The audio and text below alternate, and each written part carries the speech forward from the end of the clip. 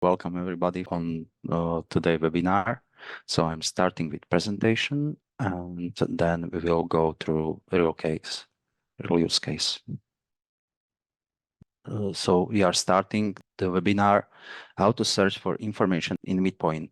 And this is first webinar of the series. This is for basic searches, information, and how to work with MidPoint Query language for you as a identity engineers, MidPoint engineers, and administrators. Okay, what is the agenda? I will provide you a short overview of MidPoint Query language.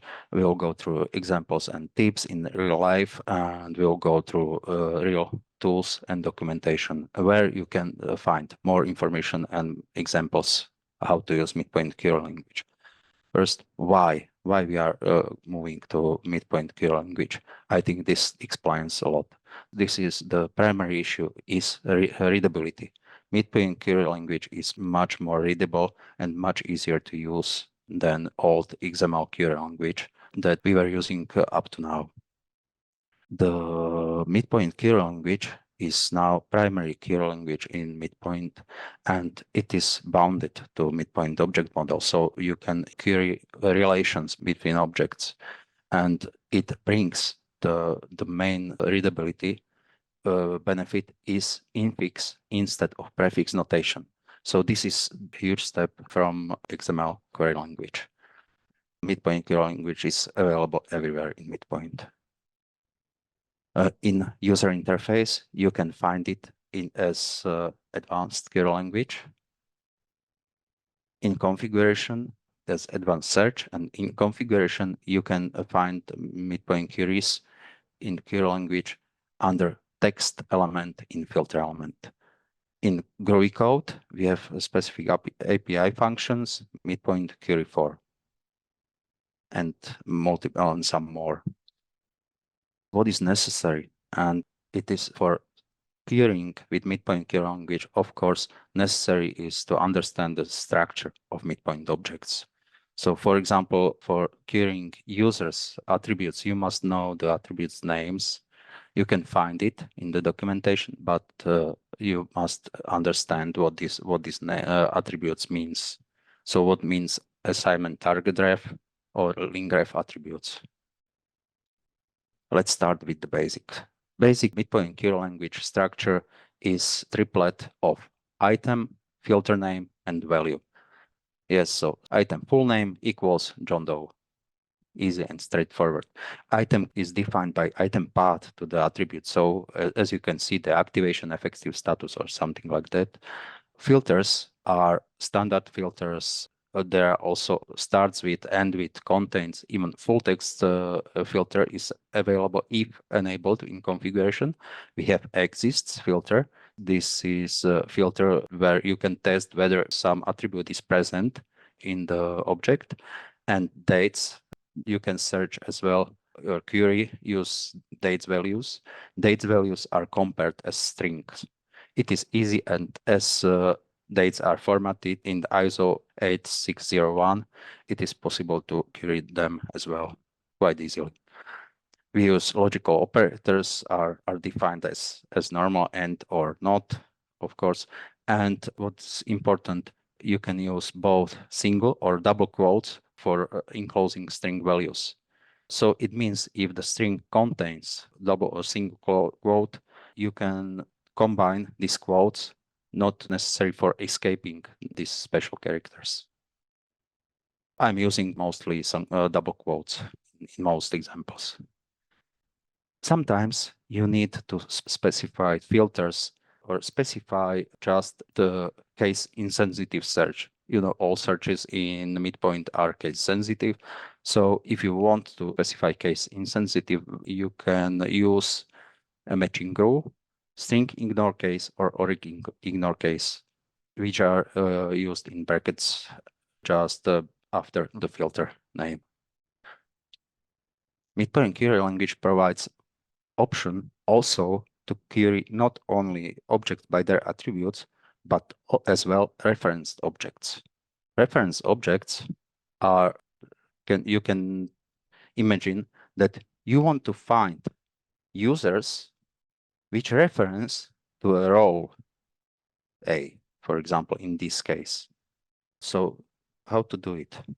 You can search via assignments, linked refs for archetypes in archetype ref, for indirect assignments in role membership ref or accesses.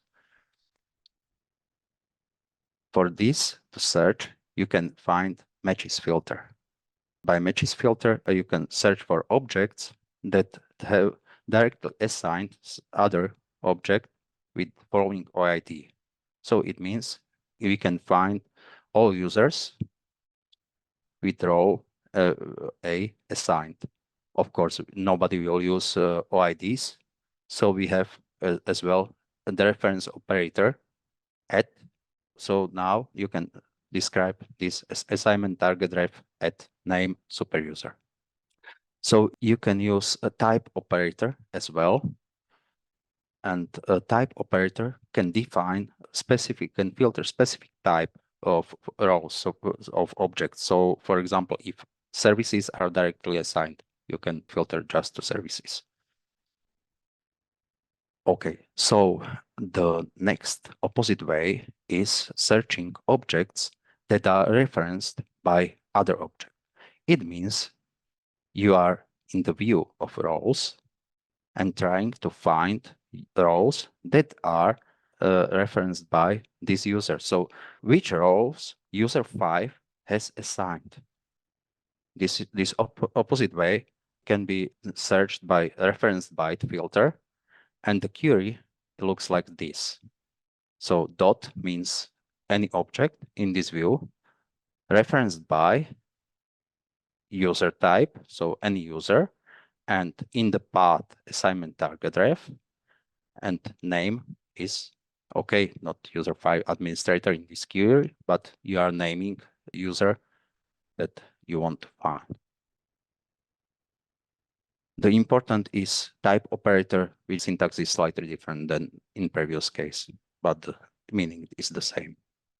You can use not only static strings, but expressions as well. For example, if you want to find users which were created in the last 30 days, you can use this query.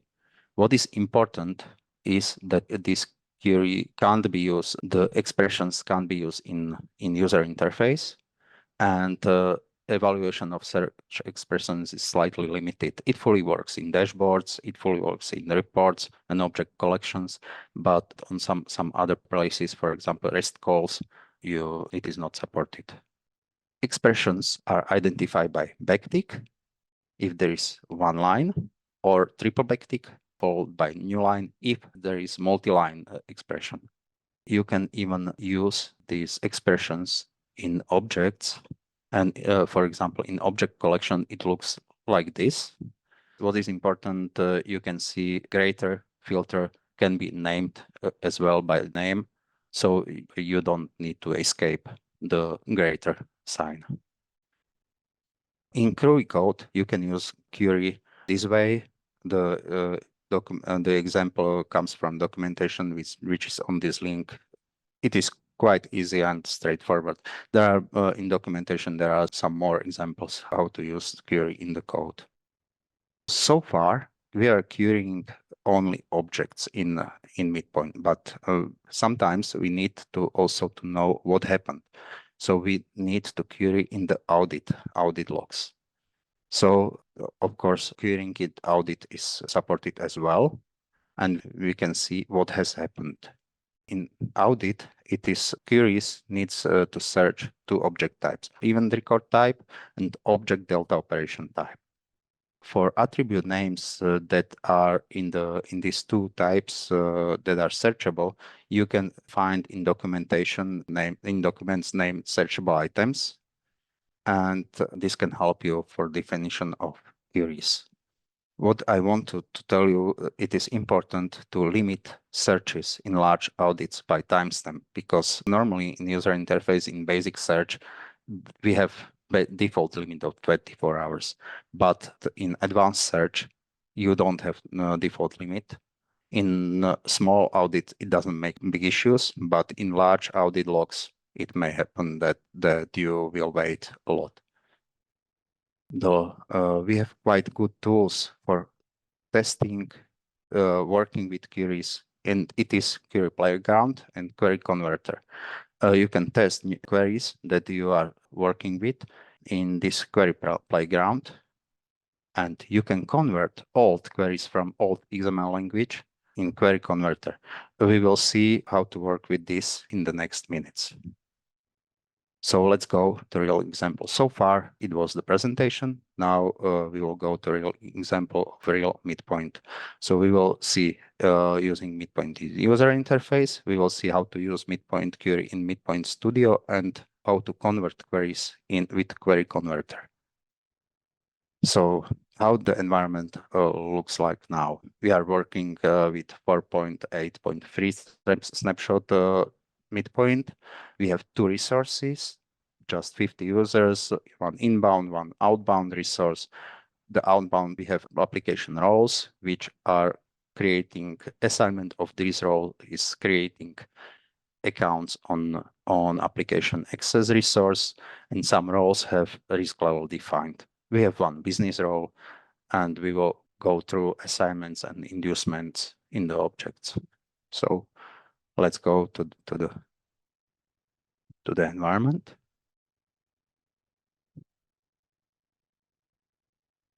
We'll work as administrator.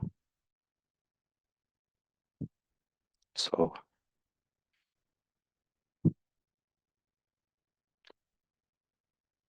let's go to users and all users.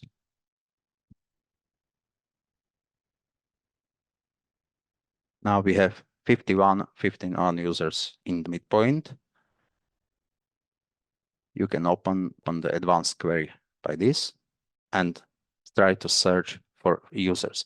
We can query here, or we have an additional view with some custom columns opened. We can work here.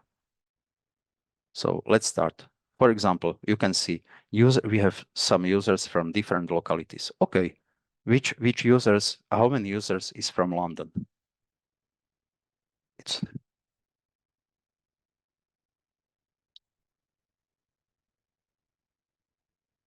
So you can see it's seven users, and these users are from London. Easy locality equals London. When you want to know what are the attribute names, you can open the user, edit row, and here you can find the attribute names. For example, the name of attribute is locality, email address, given name, and so on.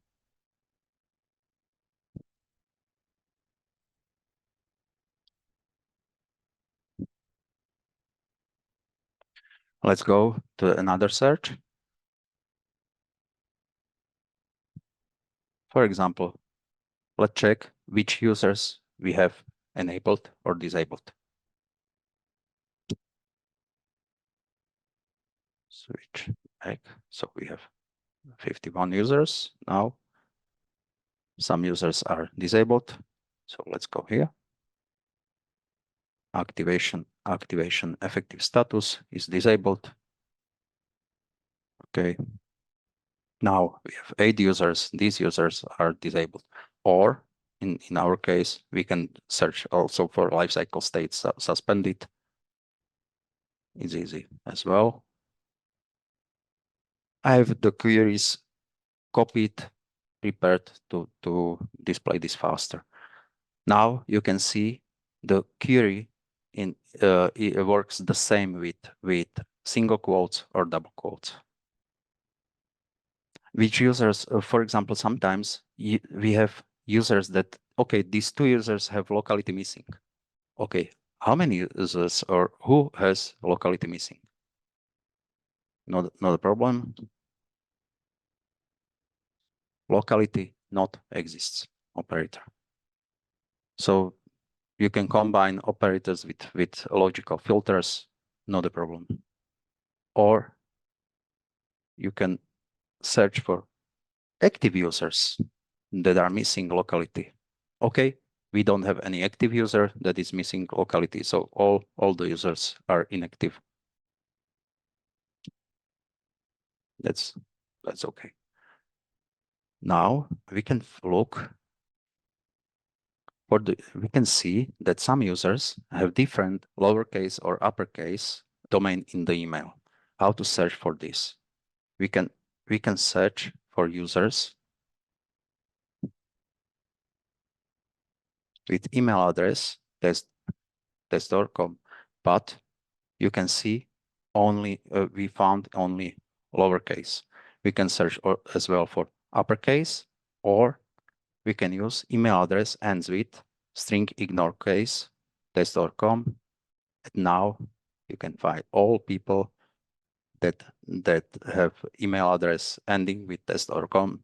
Test.com doesn't matter whether it has lowercase or uppercase. So this is easy how to search via attributes in the user. Let's go to the user itself. For example, this user Amkin, and you can search also in relation in the view in the panel all accesses.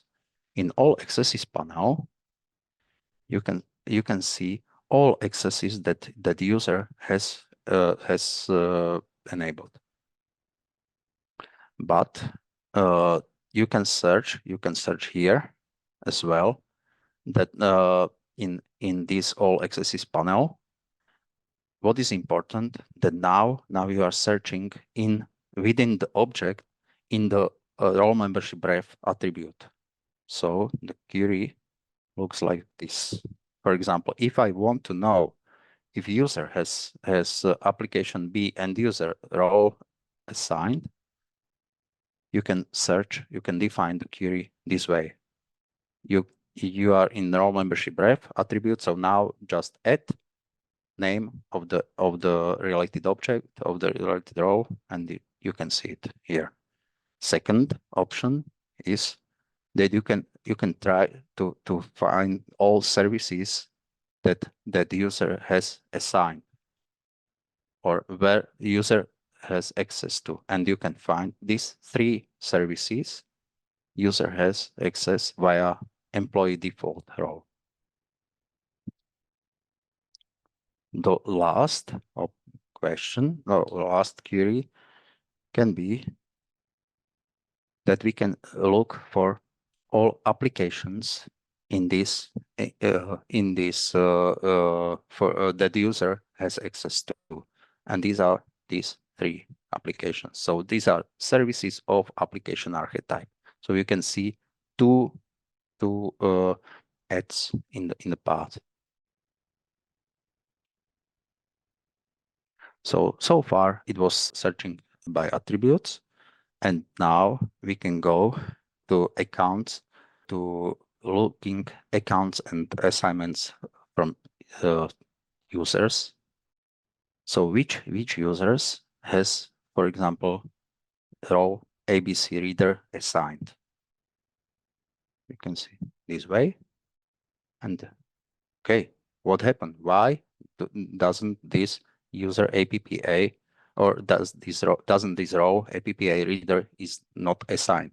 Because this role is not assigned directly, it is assigned indirectly via application via business role. This role is assigned indirectly via business role employee. So you can find 10 users which have this role as access in role membership ref. Second, for example, we want to find the users that don't have this role assigned indirectly. So just you define negation, and you can find there is 13 users that then don't have this role assigned. But you can search for users that have accounts on application access resource. link ref at resource name at resource ref at name is application access. You can see it here. We have 39 users that have an account on application access resource. So this is such easy. It is to search for information right now in this advanced search. We can go from opposite way, from roles to users. So for example, which roles are assigned to users, for example, user Alpet and Amkin. Let's switch this.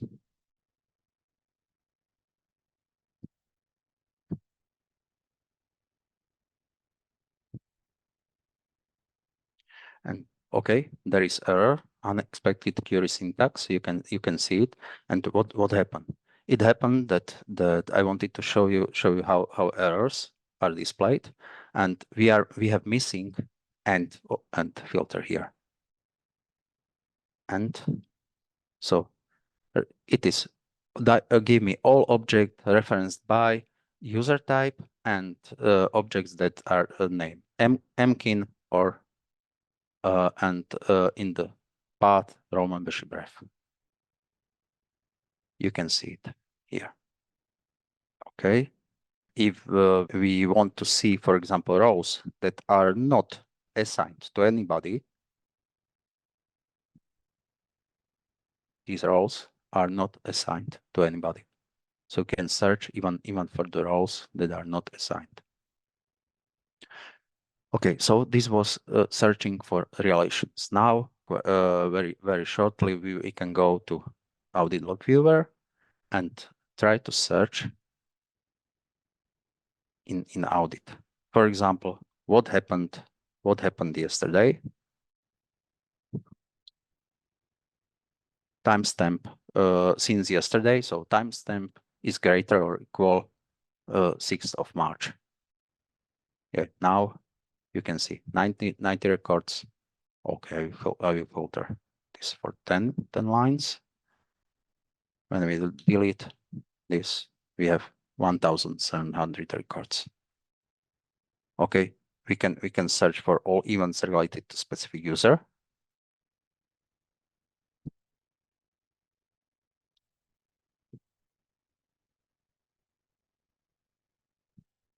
And you can search for these events are related to user Amkin. If you want to find all failed events since specific time, not only day, but you can define as well time. So event stage execution and outcome was not success, and timestamp was larger or is larger than 1st of March 8:0. And you can search these 23 records events failed. We can go even deeper and try to search what happened on resource application access. Not a big deal, and you can see. You can even search all events related to account on some application access on some resource.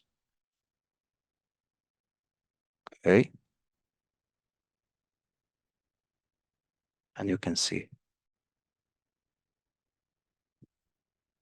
So this was the search result with in Audit, and now we can go to the MidPoint Studio, and you can see in there how to work with queries, how to use queries in the MidPoint Studio.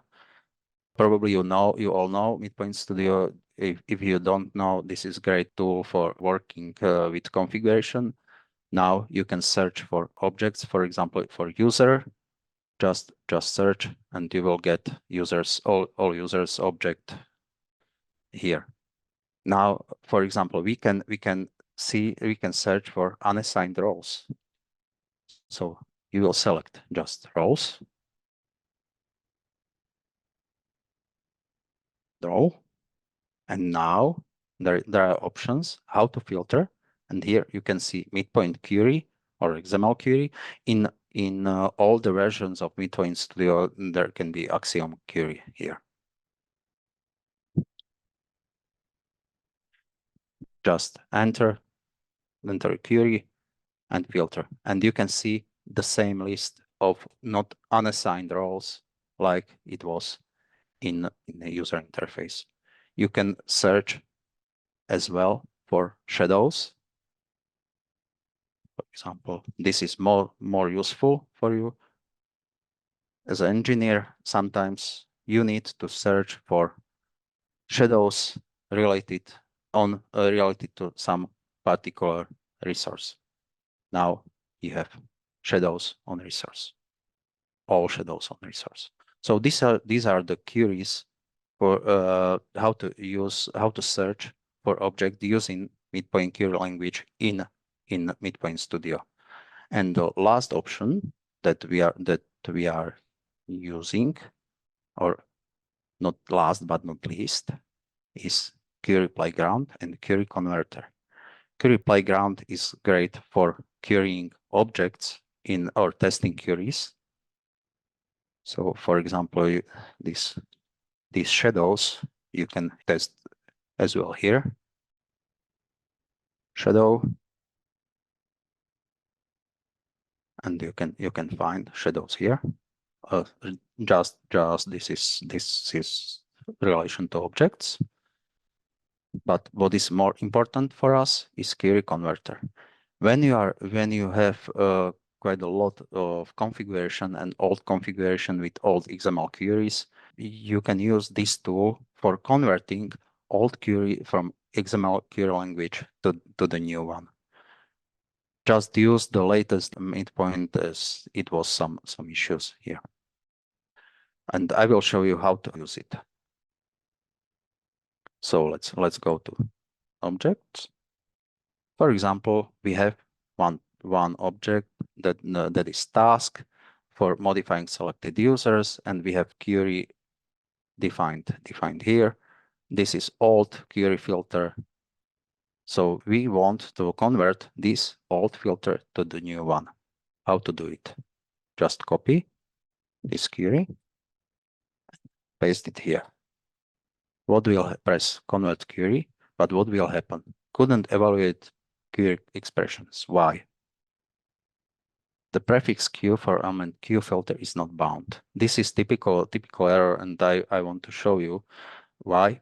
Because this query must be well-formed XML, and we have a q namespace prefix here. So that we have two options: or we remove all q namespaces from here, or we will define the namespace in the query. This is easier for us. Now just enter it here and press convert query. Now what happened? Parsing start and end with the same entity. Why? Because we are missing query element at the end.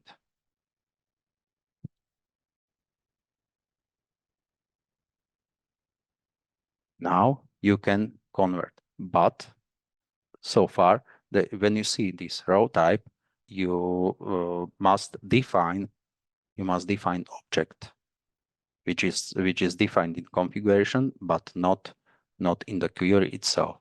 So we are querying user objects with this query and needs to convert. Now you can see locality equals Stockholm and lifecycle state is active.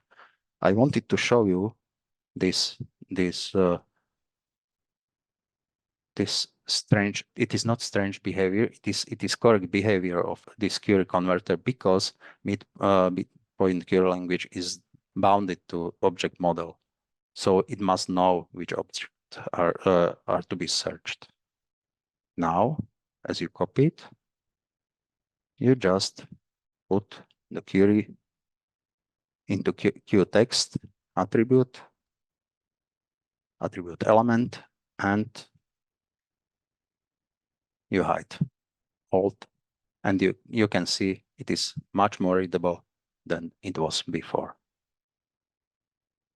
So let's go back to presentation. So that was all from example. We will go to documentation because documentation is important for query and can help you a lot. You can find documentation in docs, evolveum.com, and you can search this documentation by query or MidPoint Query searches. So let's go here and search query. You can find MidPoint Query language, and now you can see the documentation here. Here is introduction, the basics, expressions, how to use expressions, how to use query in Groovy code. Important are searchable items. Not all items in all objects are searchable according to schema. Here, this document lists all searchable items and their types in all objects. Here are some errors while querying. So it means if some error is raised, you can find some help, troubleshooting hints, and what could be the issue. And the last thing is, or last but not least, is examples of queries. So you can find this documentation in our docs. So for the future, we are planning for semantic auto-completion in 4.9. So it will be even easier to prepare queries in user interface.